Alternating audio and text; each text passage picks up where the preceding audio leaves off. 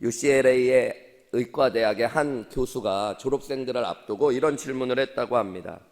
아버지는 매독에 걸려 있고 어머니는 폐결핵 환자다.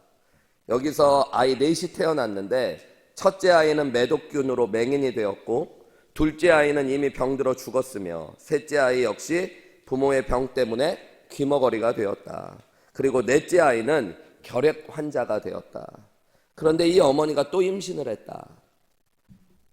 그리고 그 아이도 장애를 가질 확률이 너무너무 크다.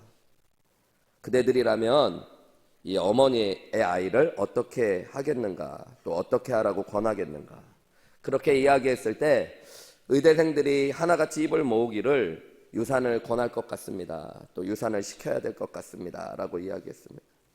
악조건 속에서 아이를 낳는다는 것, 그 아이에게 죽음을 주는 것과 똑같다라고 이야기하는 학생들이 많았다고 합니다. 그때 이 교수님이 이렇게 대답했다고 그래요. 그대들은 지금 베토벤을 죽인 것과 똑같다고. 우리가 잘 아는 음악의 성인이라고 불리워지는 베토벤, 그는 이런 환경 속에서 태어난 사람입니다. 아버지는 매독 환자였고 어머니는 폐결핵 환자였습니다. 그의 형제들은 맹인과 청각장애를 가지고 또 일찍 죽어버리기도 했습니다. 우리가 잘 알다시피 이 베토벤 역시 청각장애를 가지고 평생을 살았습니다. 그러나 그는 이 고난에 넘어지지 않았습니다. 그리고 그 고난을 통해 더 아름다운 음악을 아름답게 만들어냈죠. 그가 이런 어려운 상황 가운데서도 불후의 명작을 남길 수 있었던 여러 이유가 있었겠지만 그가 썼던 일기들을 보면 하나님을 향한 믿음이 그를 날마다 붙잡아줬고 그를 이 고난의 한가운데서도 축복의 길로 나아가게 했다는 것들을 알게 되어집니다. 귀가 점점 어두워지고 아무것도 들을 수 없을 때에도 베토벤은 누구보다 아름다운 음악을 만들어냈습니다. 어떻게 보면 듣지 못할 때, 귀가 조금 살아있을 때보다도 더욱더 음악성이 좋아졌다라고 많은 사람들은 이야기합니다. 근데 베토벤은 자기의 음악이 더 아름다울 수 있었던 이유가 자신의 신앙이 더 깊어졌기 때문이라고 이야기합니다. 그는 자신의 일기장에 수많은 기도문을 남겼는데요. 하나님 앞에 이렇게 울부짖었습니다. 어떤 방법으로든지 저로 하여금 당신 하나님을 향하게 하시고 훌륭한 작품들로 하나님께 영광 돌리고 열매 맺게 하여 주시옵소서. 하나님이 나와 함께 하심을 믿습니다. 하나님이 나를 축복해 주실 것을 믿습니다. 해만 밝게 비치고 비가 오지 않으면 여러분 사막이 된다고 합니다. 우리의 삶의 때로는 힘들고 어렵고 우울한 날들이 찾아올 수 있습니다. 그것이 우리를 고통스럽게 하고 힘들게 하지만 여러분 그런 날들이 우리의 인생을 메마르지 않게 하고 우리의 영혼을 더욱더 풍성하고 생기 있게 바꿔낼 수 있다는 것들을 생각하셔야 됩니다. 이스라엘이라는 나라는 작은 나라죠. 제가 성지순례를 가서 이스라엘을 보니까요, 작은 나라인데 참 다양한 기후와 다양한 그런 지형을 가지고 있더라고요. 북쪽 갈릴리는 호수가 있고 산들이 있는 곳이라면 남쪽 유대 땅으로 갈수록 예루살렘이 가까워질수록 광야와 같은 지형이 펼쳐집니다. 그래서 예루살렘 근처에는 광야와 같은 협곡이 많습니다. 다윗은 유대 지파였기 때문에 이 유대 지역에서 살았어요. 오늘 시편 23편을 쓰는 다윗 역시 수많은 골짜기와 협곡들을 지나며 양들을 치고 양들이 그곳을 지나가는 것들을 보았을 겁니다. 제가 사진 하나를 보여드릴게요. 이 사진 여러분 뭐 잘 눈에 안 보이실 수도 있는데 제가 직접 찍은 사진입니다. 지난 이스라엘에 갔을 때 여리고에서 예루살렘으로 가던 길에 있는 협곡이에요. 자세히 안 보이지만 저 골짜기 한가운데 교회가 세워져 있습니다. 저 교회가 선한 사마리아인을 기념하는 교회라고 불리워지는 교회인데 이곳이 이제 예루살렘에서 여리고로 가는 협곡이라는 걸 알려주는 거죠. 우리가 잘 알듯이 선한 사마리아인의 비유는 어떤 사람이 예루살렘에서 여리고로 내려가다가 만난 강도를 표현하니까 저런 길들을 지나서 순례객들이 예루살렘을 향해 가기도 하고 또 예루살렘 유대 지역을 지나가기도 하고 그랬다는 거죠. 사진으로만 봐도 조금 느껴지지만 실제로 가서 보면 어마어마한 높이에 그냥 천길 낭떠러지 같은 길들이 계속 펼쳐집니다. 쳐다만 봐도 두려운 길들, 근데 때로는 이런 길들을 양들을 데리고 목자가 지나가야 됐다는 거죠. 이스라엘은 끊임없이 초장이 펼쳐지는 지역이 아니에요. 한 초장에서 먹을 것을 다 먹고 나면 목자가 그 다음으로 먹을 곳들을 찾아 양들을 끌고 다음 초장으로 이동해야만 됐습니다. 때로는 이때 위험한 이런 골짜기를 지나가기도 합니다. 이곳에는 강도와 맹수들이 기다리고 있기도 하고 발을 한 번만 잘못 디디면 낭떠러지로 떨어져 죽음이 코앞에 있는 것 같은 그런 두려움을 느끼게 하는 골짜기를 지나갈 때가 있는 거죠. 이런 골짜기를 오늘 다윗은 사망의 음침한 골짜기라고 부르고 있어요. 그래서 4절 말씀에 보면 내가 사망의 음침한 골짜기로 다닐지라도 라고 고백하는 거죠. 이 사망의 음침한 골짜기는 사망의 그림자가 드리워져 있는 골짜기라는 의미니까 그곳을 지나갈 때 죽음이 내 앞에 다가온 것 같은 느낌을 갖게 되는 골짜기를 의미합니다. 5절의 말씀에 보면 이곳에는 원수들이 코앞에 있는 것 같은 곳이라고 이야기하죠. 내가 원수의 목전에서라고 이야기합니다. 맹수들이 혹은 강도들이 자신의 생명을 뺏으려 하는 것 같은 곳을 지나갈 때가 있다라는 것입니다. 믿음의 삶을 살아가다가도 이런 시간들을 지나갈 때가 있습니다. 곧 죽을 것 같은 위험에 처한 것 같은 것들, 내가 무언가 실수 하나만 하면 내가 생명을 잃어버릴 것 같은 그런 시간들, 우리 가정이 깨질지도 모르고 우리 부부관계가 이제는 더 이상 지속되지 않을 것 같고 사업이 무너질 것 같고 어려움을 겪는 상황들, 그런 어려움의 순간을 지나갈 수 있습니다. 사실 이런 순간에는 일반적으로 나타나는 생각이 내가 손해를 보고 죽음을 당할지도 모른다는 두려움에 사로잡히는 거죠. 그런데 오늘 다윗은 4절 말씀에 내가 사망의 음침한 골짜기로 다닐지라도 해를 두려워하지 않을 것은 해를 두려워하지 않는다라고 이야기합니다. 무엇 때문일까요? 우리 1절부터의 말씀으로 보면 하나님이 목자이시기 때문입니다. 하나님을 목자로 가지고 있는 사람들, 하나님과 동행하는 사람들, 믿음의 사람들은 사망의 음침한 골짜기를 가지 않는 것이 아니라 그곳으로 지나갈 수도 있어요. 하나님이 우리를 이끌고 푸른 초장 쉴만한 물가로 인도하시기 위하여 우리를 그 사망의 음침한 골짜기로 지나게 하실 수도 있습니다. 그때에 두려워하지 않을 수 있는 것, 이것이 믿음의 비밀이라는 거예요. 어떻게 하면 어떤 믿음의 고백을 가지고 나와 함께 하시는 하나님을 어떻게 바라보면서 사망의 음침한 골짜기를 지날 수 있을지, 그리고 사망의 음침한 골짜기를 지나며 해를 두려워하지 아니하며 주님만 따라갈 수 있을지 오늘 본문의 말씀을 통해 함께 은혜를 좀 나누어 봤으면 좋겠습니다. 어떤 성도님은 저에게 가끔 이런 이야기를 하세요. 목사님, 예수님을 믿고 믿음을 가지면 모든 고난과 문제가 싹 사라질 줄 알았는데 왜 제 삶에는 더 많은 문제와 고난이 찾아오는 것 같은가요? 이렇게 질문하실 때가 있어요. 그럴 때마다 저는 이런 대답을 합니다.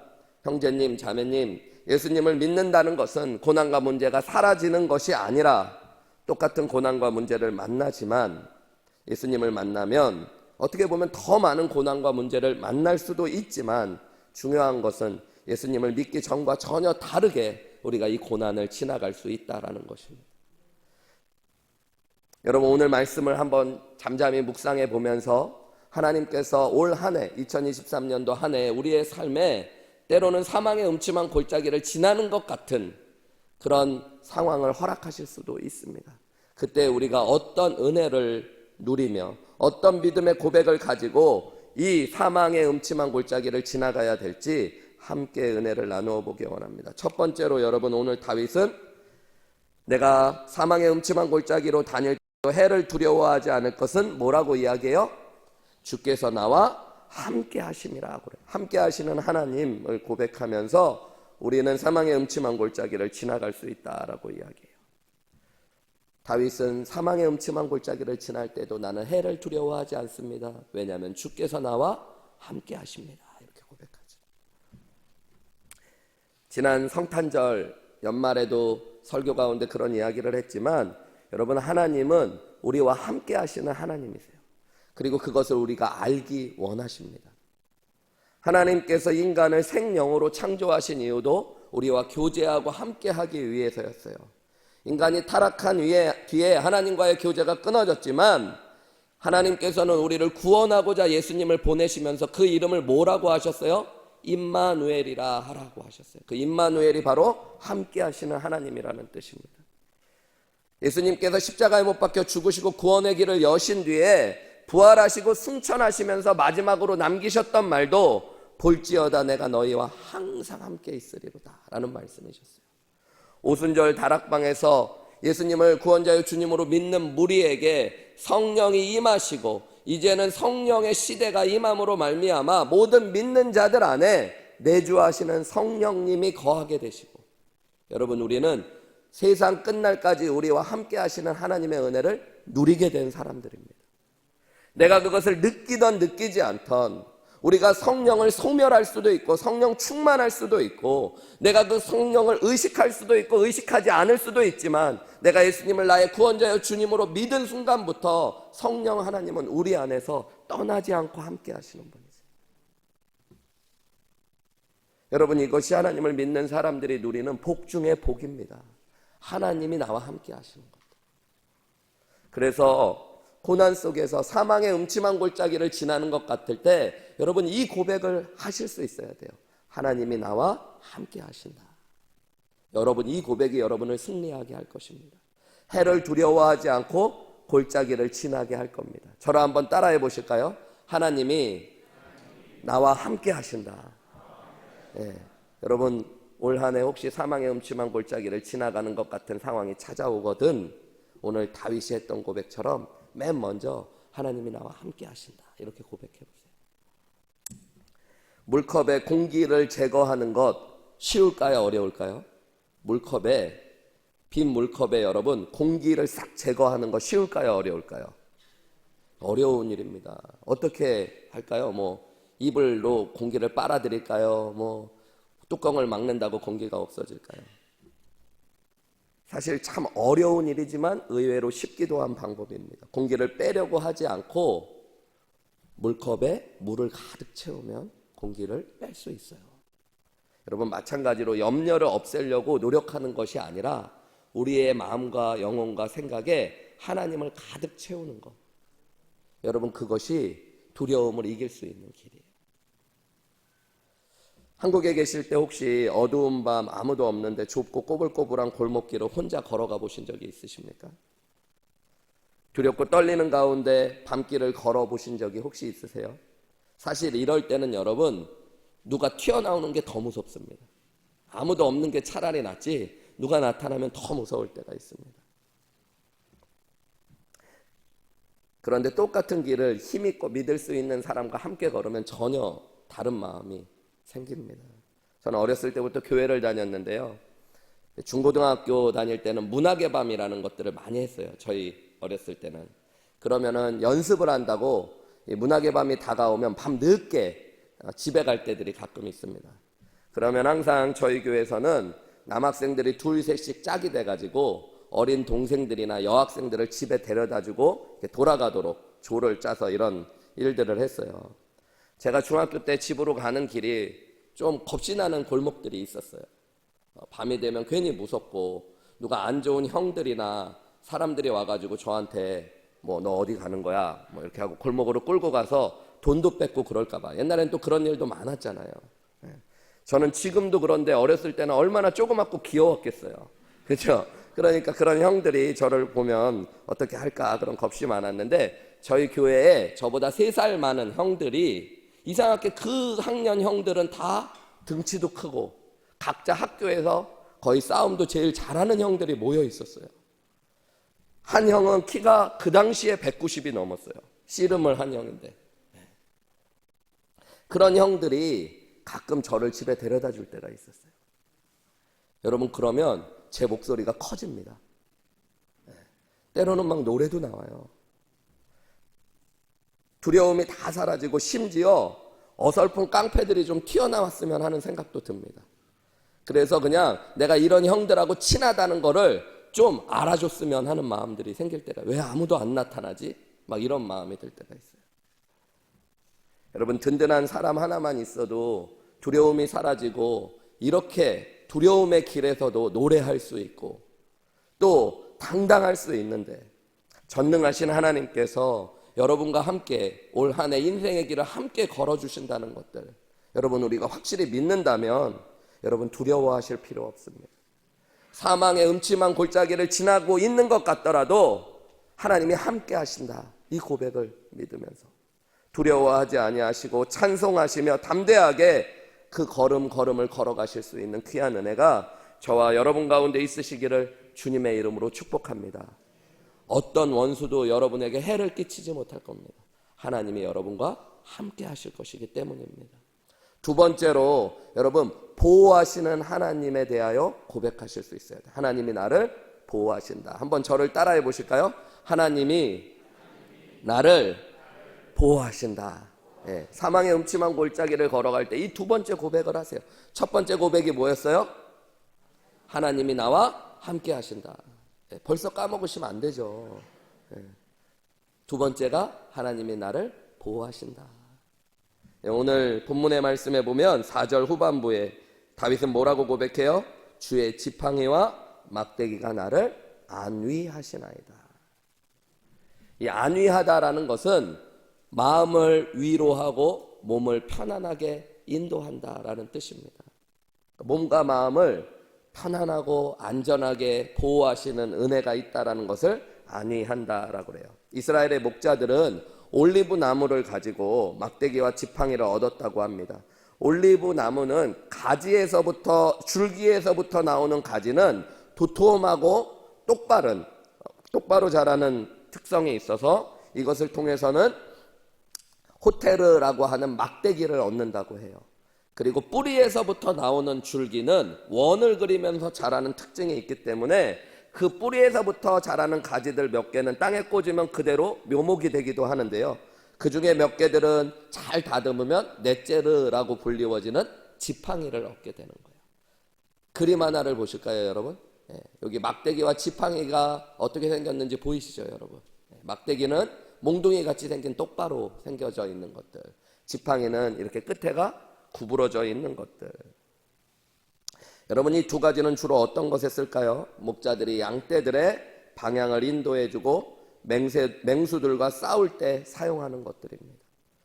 양들이 잘못된 방향으로 갈 때 그 방향을 잡아주고, 때로는 더 앞으로 나아가지 못하게 양들의 다리를 잡아서 채기도 하고, 또 특별히 맹수들이 찾아왔을 때 이것을 가지고 맹수들을 쫓고 그리고 양들을 지키는데 막대기와 지팡이를 사용합니다.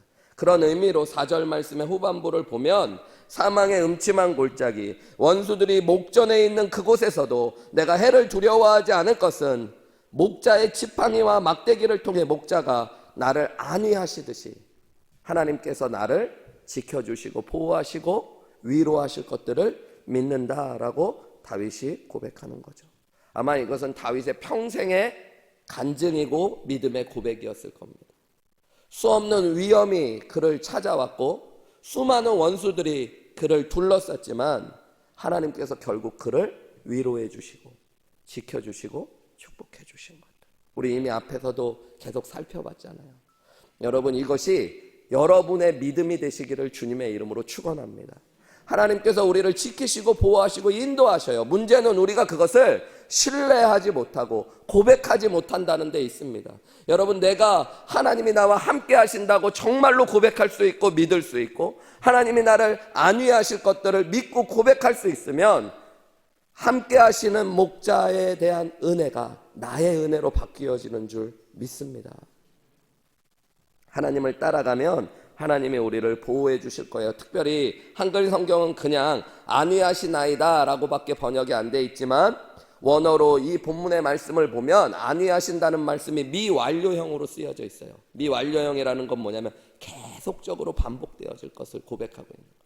하나님은 지금까지 나를 지키셨고 지금도 지키시며 앞으로도 지키실 것이라는 고백이에요.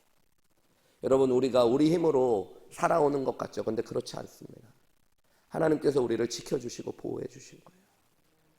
LA에서 소중한 교회를 목회하시는 김기동 목사님이라는 분이 계세요. 한국에서는 고구마 전도왕으로 잘 알려진 분이십니다.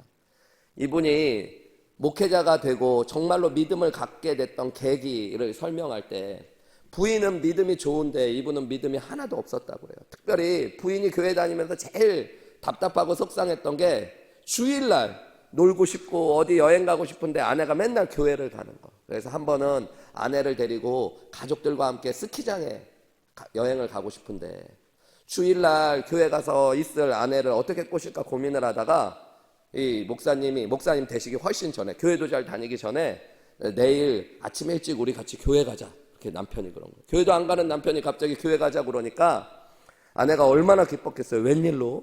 근데 대신 일부 예배 가자. 제일 일찍. 그리고 나서 우리 온 가족이 여행 가자. 그러니까 이 아내가 뭐 여행이 나쁜 것도 아니고 남편이 안 나오던 남편이 교회를 가자 그러니까 정말이냐고. 그러면 그렇게 하자고. 그러고 나서 아침 일찍 주일 아침에 가족들을 태우고 아내도 태우고 스키장 갈 준비를 하고 교회로 간다고 그러고선 운전대를 잡는 순간부터 강원도로 그냥 달려갔대요. 운전대를 잡은 건 자기니까 부인이 막 처음에는 왜 교회로 안 가고 어디로 왜 강원도로 가냐고 그러다가 막상 예배 시간이 다 지나버리니까 아내도 체념을 했는지 여행 가는 게 기쁜지 화도 안 내고 이렇게 막 자연 경관을 보면서 좋다고 그러다가 지금은 이제 강릉을 가거나 강원도를 가려면 터널들이 뚫렸는데 예전엔 그렇지 않았잖아요. 한계령, 미시령 이런 곳을 대관령 이런 곳을 넘어갔어야 되잖아요. 한 언덕을 지나가다가 졸음 운전을 하는 덤프 트럭 기사가 반대쪽 차선에서 정면으로 침범하면서 차가 완전히 뒤집어지게 되어집니다. 아이 하나는 혀를 깨물어서 혀가 잘리고 다른 아이 둘인데 하나는 차 밖으로 튀어져 나가고 아내는 의식을 잃어버리고 그 순간 이 목사님 되시기 전에 무릎을 꿇고 하나님 우리 가족들 아무도 다치지 않게 살게 해주시면 내가 주님 믿고 헌신하겠습니다 라는 기도를 해요. 그리고 막 구급차가 오고 간신히 막 다 갔는데 우여곡절 끝에 몇 시간 만에 큰 병원에 원주 병원에 가가지고 긴급 이런 응급 처치를 하고 봤더니 아이의 혀도 다시 붙일 수 있게 되어지고 봉합하고 또 나머지 식구들도 큰 위험 없이 나아질 거라는 소식을 듣고 나서 이분이 갑자기 쓰러집니다. 봤더니 4군데인가 5군데가 부러져 있었다고 그래요. 자, 본인도. 근데 그걸 모르고 아버지니까 막 헤매다가 가족들이 났다는 소식을 듣고. 어쨌든 이분이 그렇게 하나님의 은혜 가운데 살았다라고 본인이 경험하고 나서부터 자신이 한 가지 했던 일들이 있대요. 운전을 하고 지나가다가 가끔 1차선을 달리면 반대로 달려가는 차들을 볼 때가 있지. 당연히 만나잖아요, 마주치는. 그 차들을 지나갈 때마다 자기 입술에서 할렐루야, 감사합니다 라는 소리가 계속 터져나왔다는 거예요. 예전에는 내가 운전만 잘하면 잘했기 때문에 지나갔던 길이라고 생각했던 그곳들 가운데 하나님이 나를 막아주고 지켜주고 인도해 주셨기 때문에 내가 이 운전을 하고 안전하게 지나갈 수 있다는 것들을 깨닫게 되었다는 거죠. 여러분 마찬가지입니다. 지난 한 해 동안 그리고 우리의 일생 가운데 내가 아무렇지도 않게 지나갔던 길들, 나는 그곳이 위험한지도 모르고 하나님이 우리를 안위해 주시니까 마음을 위로해 주시고 편안하게 하시고 우리를 좋은 길로 인도하시는 것처럼 느껴지니까 몰랐지만 그곳이 사망의 음침한 골짜기였던 곳이 많이 있었을 수 있습니다.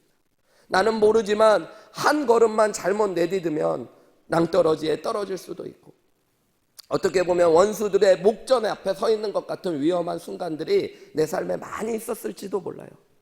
하나님께서 우리를 지켜주신 거죠. 하나님께서 우리를 보호해 주신 거죠. 수많은 위험, 질병, 사고로부터 하나님께서 우리를 보호해 주셨던 겁니다. 여러분 그와 마찬가지로 그 하나님이 지금도 우리를 지켜주고 계신 줄 믿으시기 바랍니다. 앞으로도 우리를 지켜주실 것들을 믿으시기 바랍니다. 어떤 분은 그러시더라고요. 달라스에 각 자연재해가 있냐, 새로 오신 분들이 그런 질문을 하니까 달라스에 좀 오래 사셨던 분들이 토네이도 같은 게 가끔 온다 그러는데 저 밑으로 다니지 한국 사람들 살고 이런 데로는 잘 안 옵니다. 이런 얘기 하시고 그러더라고요. 근데 여러분 그렇게 확신하시면 안 되는 거예요. 여기 우리 윤재원 집사님 계신데 제가 윤재원 집사님이랑 전에 한번 2년 전에 대화 나누는데 윤 집사님 그런 얘기 하시더라고요. 예전에 그냥 일찍 달라스 오셔가지고 목장 모임, 구역 모임 하고 있는데 집 천장이 집 지붕이 이렇게 뾰족하게 높은 집이었대. 그죠, 윤 집사님? 네. 그런데 그때 토네이도가 그 지역을 휩쓸고 갔는데 우지끈 소리가 나더니 지붕만 딱 따고 떠나갔대요. 토네이도가. 그래서 구역 예배 드리는데 하늘이 열렸대요, 여러분. 실제로. 네. 얼마나 그런 경험을 하신 분이 계시잖아요. 여러분, 이번 주부터 집에서 혹시 목장 모임 하실 때 보면 무사히 지붕 안 뜯기고 예배 드렸으면 하나님 앞에 감사하실 수 있기를 주님의 이름으로 축원합니다. 네. 다 하나님이 지켜주시니까 그런 거죠. 하나님이 보호해 주셨으니까 우리가 여기까지 오신 거죠. 하나님이 우리의 목자이시죠. 여러분, 사망의 음침한 골짜기에서 하나님이 나를 안위하신다, 보호하신다 라고 고백하실 수 있는 그 믿음을 가지시고 올 한 해도 승리하시는 저와 여러분들이 되시기를 주님의 이름으로 축원합니다. 마지막 세 번째로, 오늘 다윗은 사망의 음침한 골짜기에서 원수들의 목전에서 하나님이 나를 축복하신다라고 고백해야 된다라고요. 축복하시는 하나님의 은혜를 경험할 수 있다라고 고백하는 것입니다. 5절 말씀에 보면 주께서 내 원수의 목전에서 내게 상을 차려주신대요. 여러분이 상을 차려준다는 말은 밥상, 잔치상을 차려준다는 말입니다. 하나님께서 우리에게 테이블을 차려주신다는 이야기예요. You prepare a table before me. 하나님께서 내 앞에 잔치상을 차려주신다. 사망의 음침한 골짜기에서 하나님은 나에게 필요한 것들, 가장 좋은 것들을 먹여주시고 공급해 주신대요. 그리고 기름을 내 머리에 부으셔서 내 잔이 넘치도록 하신대요. 기름을 부어주신다는 건 여러분, 이스라엘 사람들에게 있어서 존귀한 자로 그를 높이는 의식입니다. 왕과 제사장과 선지자는 하나님의 존귀한 자라는 의미에서 기름 부음이 있었어요. 그래서 그들을 기름 부음 받은 자들이라고 부를 때 그것은 존귀한 하나님의 사람이 된다는 이야기입니다. 신약 성경에서는 성령이 우리 안에 부어지는 것을 기름 부음으로 표현하고도 있는데 그것도 하나님께서 우리를 하나님의 자녀로 존귀히 여기신다라는 것들에 대한 상징과 연결되어져 있습니다. 한마디로 오늘 5절에 보면 다윗은 이렇게 고백하는 거예요. 하나님께서 내 원수의 목전에서 사망의 음침한 골짜기에서도 하나님은 나에게 풍성한 은혜를 공급해 주시고 나를 존귀케 하실 것이다 라고 고백하고 있는 것입니다. 원수가 내 생명을 뺏으려고 다가오는 것 같아도 여러분 아무 소용없습니다. 하나님께서 허락하시지 않으면, 하나님이 우리를 보호하시면 절대 누구도 우리의 생명을 해할 수 없습니다. 여러분, 하나님이 우리와 함께 하시면 원수가 목전에 있다고 하더라도 우리 가까이 나아올 수도 없습니다. 그뿐만 아니라 하나님은 그곳에서도 우리를 축복하고 더 귀하고 영광스럽게 바꾸어 내실 수 있는 하나님이신 줄 믿으시기 바랍니다. 수많은 원수가 한우리 교회를 흔들고 사람을 통해, 악한 영을 통해 여러 가지 한우리 교회를 어렵게 한다고 해도 하나님이 우리와 함께 하시면 우리를 축복하실 줄 믿습니다. 더 큰 은혜가 우리 교회 안에 쏟아 부어지고 하나님께서 우리 교회를 더 아름답게 성장시키실 수 있는 것, 여러분 이것을 믿는 게 믿음이에요. 하나님께서는 올 한 해 우리의 삶에 날마다 잔치상을 차려주실 줄 믿으시기 바랍니다. 여러분 먹는 거 좋아하세요? 한국에 갔더니 먹을 게 많더라고요. 그죠? 한국은 먹을 게 많죠. 그리고 뭐 어디 가도 반찬들을 얼마나 잘 내주는지 보면은 보기만 해도 배부르고, 그죠? 먹고 나면 만족이 풍성하고, 하나님께서 여러분의 삶에 그렇게 축복하실 거라는 거예요.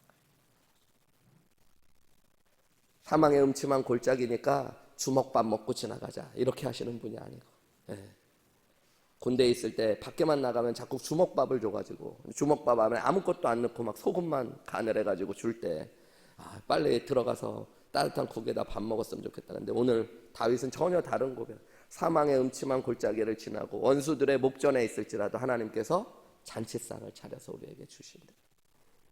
그리고 우리를 더 존귀한 자로 세워주실 거라고 이야기합니다. 히브리서 11장에 보면 믿음장이라고 불리워지는 장이죠. 믿음에 대한 여러 가지 모습과 믿음으로 살아간 사람들에 대한 이야기를 다루고 있는데요. 히브리서 11장 6절은 유명한 고백을 통해 믿음에 대한 중요한 가르침을 던져줍니다. 우리 같이 읽어볼까요? 시작. 믿음이 없이는 하나님을 기쁘시게 하지 못하나니 하나님께 나아가는 자는 반드시 그가 계신 것과 또한 그가 자기를 찾는 자들에게 상 주시는 이심을 믿어야 할지니라. 아멘. 여러분, 하나님을 기쁘시게 해드리는 믿음은 무엇입니까? 우리가 믿음을 가졌을 때 그 믿음이 진짜 믿음, 하나님을 기쁘시게 해드리는 믿음이 되려면 하나님이 계시다는 것을 믿을 뿐만 아니라 그분이 자기를 찾는 자들에게 상 주시는 분, 좋은 것으로 축복하시는 분이라는 것들을 믿으셔야 된다는 거예요. 여러분, 올 한 해 하나님을 목자로 고백하며 살아가실 때에 하나님이 여러분의 삶을 만족하게 하실 줄 믿습니다. 부족함 없게 하실 겁니다. 그런데 그때 우리가 고백해야 될 거예요. 하나님은 나를 축복하실 것이다. 여러분, 하나님과 함께하면 하나님은 여러분을 축복하시는 분이세요. 좋은 것으로 주시는 분이에요. 가장 좋은 것, 하나님께서 여러분을 더 존귀케 하실 것이고, 여러분에게 성령의 충만한 은혜로 기름 부어 주실 것이고, 여러분을 더 이 땅 가운데 아름다운 하나님의 자녀로 세워 주실 겁니다. 왜냐하면 하나님은 우리 아버지시고 우리에게 좋은 것을 주시기 원하는 분이시기 때문이에요. 여러분, 이것을 믿으며 나아가시면 돼요. 제가 자주 얘기해갖고 이제 여러분들 너무 귀에 다 익숙하실 텐데, 제가 얼마 전에 한 3달 전인가요? 알라바마까지 11시간을 운전해서 갔다가 이틀 만에 11시간을 운전해서 온 적이 있어요.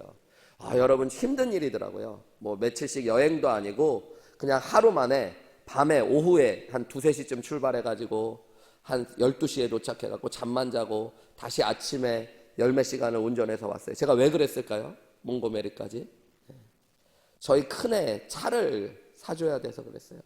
이 지역에 그때 차값이 너무 비싸고 또 차를 구하기도 너무 어려워가지고 몽고메리에 있는 아는 한국인 딜러가 있어가지고 얘기했더니, 목사님, 제가 몇 월 며칠까지 차를 주문해 놓고 이렇게 준비해 놓을게요. 그 대신에 차도 거의 제 값에, 그래서 제일 싼 가격에 차를 살 수 있고, 그렇게 해가지고 그 당시에 막 차들이 거의 다 아무리 조그만 것도 막 2만 불 후반대인데 17,000불에 차 한 대를 새 거를 살 수 있어가지고 우리 큰애를 사준다고 이 몽고메리를 갔다 왔어요. 우리 아내랑 둘이서. 우리 아내는 자지 말라고 옆에 서 있고 저는 이제 운전하면서 가는데, 가면서 계속 생각했던 게 뭔지 아세요, 여러분? 내가 왜 이 짓을 하고 있을까? 내 차라면 아예 그냥 없이 살 텐데, 아니면 그냥 돈을 더 주고라도 할 텐데, 제가 왜 그랬을까요? 제 딸이니까. 딸한테는 좋은 거 해주고 싶은 마음이 있으니까. 딸이 뭔지 진짜로 그렇게 하고 나서 며칠을 힘이 든데도요, 딸이 기뻐하니까, 좋아하니까 그러면 됐지 그냥 싶은 거예요. 여러분, 부족한 부모의 마음도 그런데 완전하신 하나님께서 여러분의 아버지가 되셔서 올 한 해 여러분의 삶을 인도하실 때 그 아들을 아끼지 않고 주셨던 그분이 여러분에게 좋은 것을 주시지 않겠습니까? 여러분, 그것을 믿으시고 하나님이 나를 축복하실 것을 믿음으로 고백하시면서 사망의 음침한 골짜기를 지날지라도 그곳이 사망의 음침한 골짜기인지도 모르고 노래하며 찬송하며 주님 바라보며 걸어가실 수 있는 귀한 은혜가 여러분 가운데 충만하시기를 주님의 이름으로 축복합니다. 우리 함께 오늘 3가지의 고백, 다윗이 사망의 음침한 골짜기, 원수의 목전에서 고백했던 그 고백을 우리 함께 한번 정리해 봤으면 좋겠어요. 첫 번째가 뭐였어요? 하나님은 나와 함께 하신다. 함께 고백해 보세요. 하나님은 나와 함께 하신다. 하나님이 나를 보호하신다. 하나님이 나를 축복하신다. 우리 이 시간에 함께 찬송하고 기도하며 나아갔으면 좋겠는데요. 혹시 이미 사망의 음침한 골짜기를 지나는 것처럼 아파하는 가운데, 이 새벽기도회 가운데 나오신 분이 계십니까? 여러분, 원수의 목전 앞에 서 있는 것처럼 느껴지시는 분이 계십니까? 여러분, 해를 두려워하지 말고 걸음걸음을 걸어가십시오. 목자이신 하나님이 여러분과 함께 하십니다. 그분이 지팡이와 막대기로 여러분을 안위하실 겁니다.